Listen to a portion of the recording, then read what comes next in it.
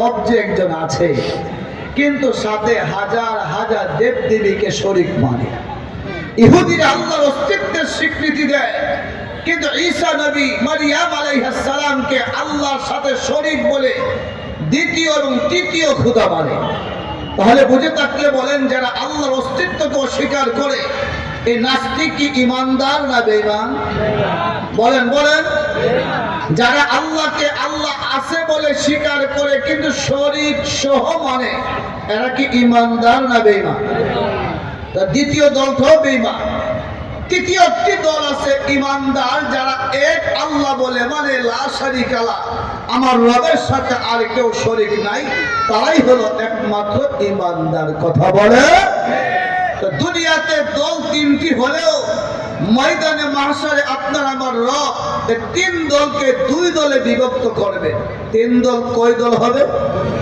ফারিকুম feel জান্নাহ ওয়া ফারিকুম ফিস সাঈর।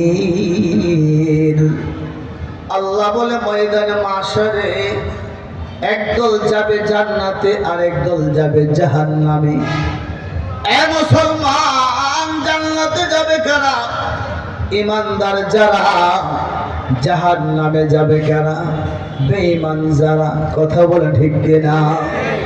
এবার একটা কথার জবাব দিবেন, বেঈমানরা রবের জাহান্নামে কিছুদিন থাকবে না চিরদিন থাকবে?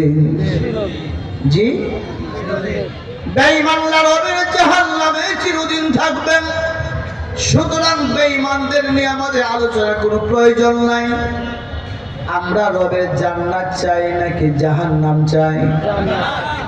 আমরা যে ইমানদার, আমরা রবের জান্নাতে যেতে চাই। মুফাসসিরিন কেরাম লেখেন, রবের জান্নাতে যারা যাবে এই মানুষগুলো আবার দুই ভাগে বিভক্ত হবে।